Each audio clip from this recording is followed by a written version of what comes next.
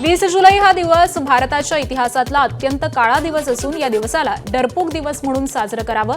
आंदोलकांवरील लाठीचार्जवरून खासदार संजय राऊतांचा सत्ताधाऱ्यांवर निशाणा.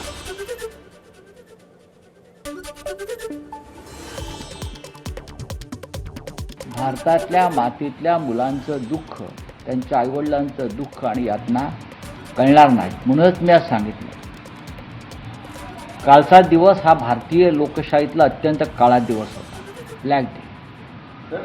हा 20 जुलै हा दिवस यापुढे डरपोक दिवस म्हणून साजरा करावा. विरोधी पक्षांनी दिल्लीतील आंदोलन ताब्यात घ्यायला हवं या संदर्भामध्ये बैठकीत मुद्दा मांडणार खासदार संजय राऊतांची प्रतिक्रिया. तसंच आंदोलन देशपातळीवरती नेण्याची आवश्यकता असल्याचीही राऊतांनी भूमिका व्यक्त केली.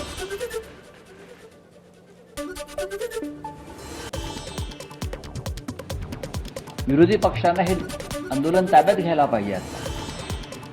आम्ही आजच्या बैठकीत हा मुद्दा मांडणार आहोत. आम्ही स्वतः मुंबईमध्ये फार मोठं आंदोलन केलं, अजूनही करत आहोत, यापुढेही करत राहू. आम्ही इतकंच सांगतो आहोत की देश पातळीवरती आता हे आंदोलन घेऊन जावं लागेल. पंजाब आणि हरियाणातील शेतकरी विद्यार्थ्यांच्या मागण्यांसाठी आंदोलनात सहभागी होणार होते, मात्र शंभू बॉर्डरवर पोलिसांनी रोखल्यानं त्यांना येता आलं नाही. खासदार संजय राऊतांची माहिती. नाही, खरं म्हणजे शेतकरी कालच येणार होते. या शंभू बॉर्डरला काल हजारो शेतकरी जमा झाले होते आणि त्यांना सुद्धा या आंदोलनात सहभागी व्हायचं होतं. पण दिल्लीमध्ये जितका पोलीस फोर्स लावला त्यापेक्षा जास्त पोलीस फोर्स त्या शंभू बॉर्डरला होता आणि पंजाबच्या शेतकऱ्यांना, हरियाणाच्या शेतकऱ्यांना काय तिथे रोखण्यात आलं. नाहीतर ते सुद्धा शेतकरी बांधव त्यांच्या मागण्यांसाठी विद्यार्थ्यांच्या आंदोलनामध्ये विलीन होणार होते. रायगडच्या पेड नगर परिषदेमध्ये पाणी प्रश्नावरती नगरसेवकांचा हल्लाबोल. दूषित पाण्यामुळे नागरिकांच्या जीवाशी खेळ. गळ्यात पाट्या घालून पाणी प्रश्नाबाबत निषेध व्यक्त. लवकरात लवकर पाणी प्रश्न सोडवला नाही तर आंदोलनाचा इशारा. सांगलीतील महापालिकेच्या वारणाली रुग्णालयाच्या खासगीकरणास ब्रेक. वारणाली रुग्णालय महानगरपालिकेतर्फेच चालवलं जाईल. महापौर धीरज सूर्यवंशी यांची माहिती.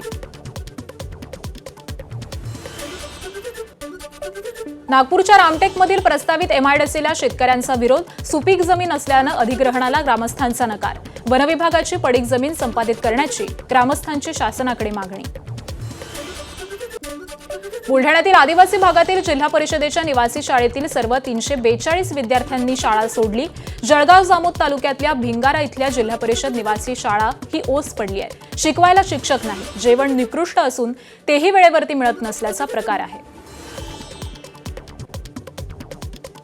आम्ही या शाळेतून चाललेलो आहे कारण की आमच्या शाळेत 6वी ते 10वी पर्यंत शिक्षक नाही. म्हणून आम्ही या शाळेत जेव्हा परत येणार तोपर्यंत आम्हाला शिक्षक नाही, तोपर्यंत आम्ही या शाळेत येणार नाही. 9वी 10वीच्या वर्गाला शिक्षक नाहीये. आपण आताच थोड्या वेळापूर्वी पण त्या पालकांची चर्चा केली. आपण लवकरच तिथे सकाळी एक तात्पुरते शिक्षक आपण दिलेले आहेत, ते तिथे जॉईन पण झालेले आहेत. आता अन्य 2 शिक्षकांची पण व्यवस्था आपण त्यांच्याकडे करतो आहे. लवकरच आपण त्यांना शिक्षक देऊ. भंडाऱ्याच्या जवाहरनगरमध्ये वृद्ध महिलेला मारहाण करून दागिन्यांची लूट. केवळ 2 तासात आरोपी विश्वजित वैद्य आणि त्याचा सहकारी जेरबंद. आरोपींकडून दागिने हस्तगत केल्याची पोलिसांची माहिती. नांदेडमध्ये विद्यार्थ्यांचे अपहरण करून लूट करणाऱ्या टोळीचा पर्दाफाश. एका आरोपीसह 3 अल्पवयीन मुलं पोलिसांच्या ताब्यात. आरोपींकडून संपूर्ण मुद्देमाल जप्त केल्याची पोलिसांची माहिती.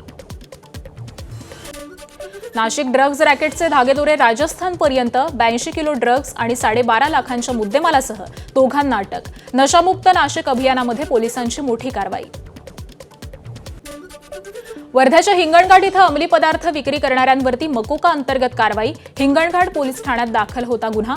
5 जणांना अटक केली होती.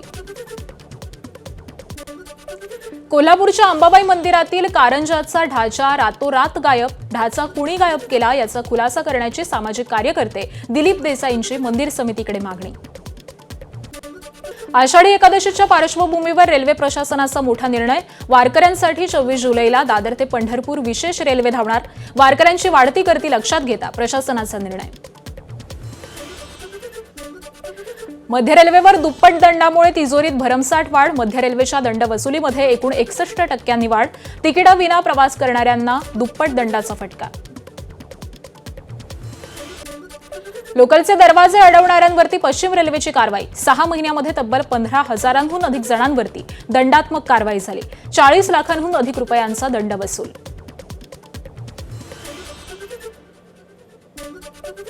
कोकण रेल्वेच्या गाड्यांचं वेळापत्रक कोलमडणार. निळजे स्थानकातील कामासाठी आज 10 तासांचा ब्लॉक. दादर हुबळी एक्सप्रेस ठाणे कल्याण कर्जत मार्गे धावणार.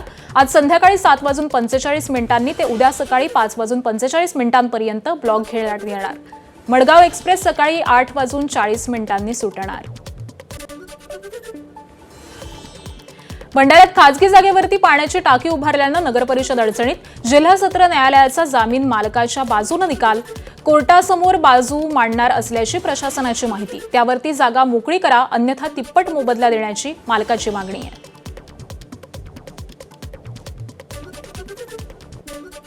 जळगावमध्ये शेकडो वर्षांची परंपरा असलेला तापी नदी जन्मोत्सव सोहळा उत्साहात संपन्न. नदीची विधिवत पूजा करत महाआरती करून 108 फूट साडी अर्पण करण्याची परंपरा आहे. अमरावतीत इस्कॉनतर्फे जगन्नाथ रथयात्रेचं आयोजन. शहरातील जयस्तंभ, सरोज चौक, बापट चौक, राजकमल आणि गांधी चौक या प्रमुख मार्गांवरून जात असताना भाविकांकडून जल्लोषात जगन्नाथाचं स्वागत. अभिनेत्री काजल आणि अभिनेता श्रेयस तळपदे यांनी घेतली ISI अधिकारी तुकाराम मुंडे यांची भेट. मुंबईतील FDA कार्यालयामध्ये घेतली भेट. भेटीनंतर काजलनं पोस्ट केलाय फोटो. नवी मुंबईतील परवाना रद्द केल्यानंतर पंचतारांकित हॉटेलला एक संधी द्या, त्यानंतर स्वच्छता न पाळल्यास कारवाई करा. मुंबई उच्च न्यायालयाचे अन्न आणि औषध प्रशासन विभागाला आदेश. सांगलीच्या शिराळा तालुक्यातील मिनी महाबळेश्वर म्हणजेच गुढे पाचगणीला पर्यटकांची पसंती. निसर्ग सौंदर्य अनुभवण्यासाठी हजारोंची गर्दी. मान्सून बेस कॅम्पला देखील उत्स्फूर्त प्रतिसाद. अलमट्टी धरणाची पाणी पातळी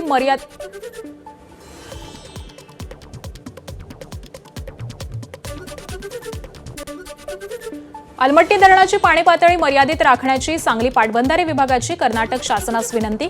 कृष्णा खोऱ्यामध्ये पावसाचा जोर वाढला तर संभाव्य पूरपरिस्थिती रोखण्यासाठी उपाययोजना करणार. तर हिप्परगी बॅरेजचे सर्व दरवाजे पूर्णपणे खुले ठेवण्याची मागणी. पुण्याला पाणी पुरवठा करणाऱ्या धरणांच्या पाणीसाठ्यामध्ये हलकी वाढ. 4 धरणांमध्ये एकूण 18.2 TMC पाणी. खडकवासला, पानशेत, वरसगाव आणि टेमघर अशी मिळून 61.81% पाणीसाठा आहे. येत्या आठवड्यामध्ये पुणे शहरासह जिल्ह्यात मुसळधार पावसाची शक्यता आहे.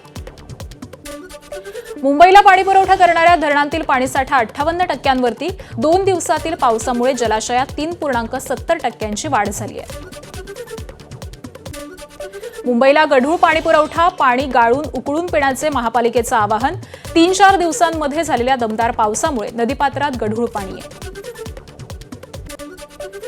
SBI करणार राम मंदिराच्या दानपेटीतील रोख रकमेची मोजणी.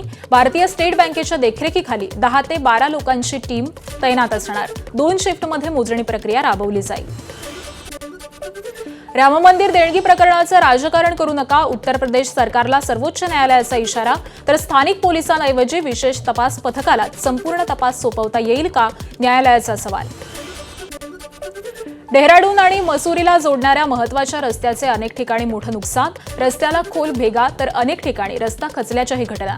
प्रशासनाकडून खबरदारी. वाहतूक पूर्णपणे थांबवली.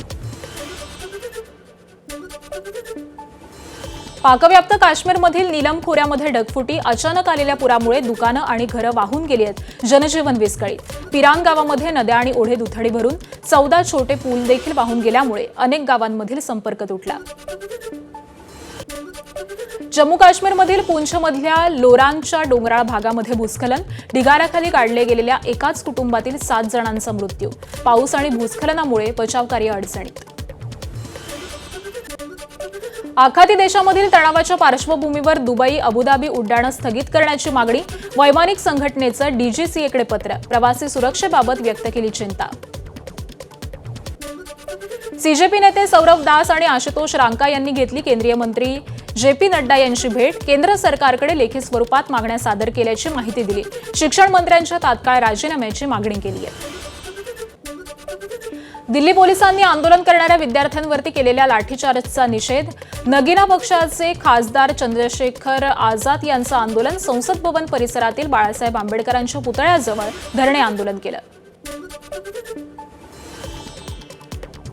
दादर इथल्या चैत्यभूमी परिसरामध्ये काल सोनम वांगचुक यांच्या समर्थनार्थ झालेल्या आंदोलनातील विद्यार्थ्यांवरती गुन्हे दाखल. आंदोलन करण्याची परवानगी नसताना आणि जमावबंदीचा आदेश असताना आंदोलन केल्यामुळे पोलिसांनी काही आंदोलक विद्यार्थ्यांना ताब्यात घेतलेलं होतं. दिल्लीतील जंतर मंतरमधील आंदोलनाला अनेक कलाकारांचाही पाठिंबा. अभिनेता शेखर सुमन यानं पोस्ट केला आंदोलनकर्त्यांच्या समर्थनार्थ व्हिडिओ.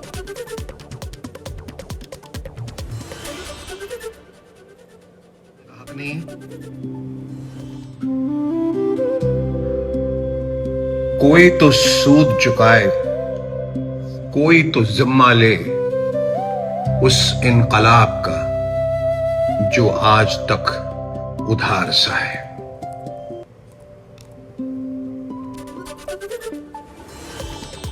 जंतर मंतरमधील आंदोलनाच्या समर्थनार्थ अभिनेता मोहम्मद झेशन अय्यूब यानं पोस्ट केली कविता. सर्वेश्वर दयाल सक्सेना यांची कविता कदाचित याच काळासाठी लिहिली गेली असावी. मोहम्मद झेशन अय्यूबची पोस्ट.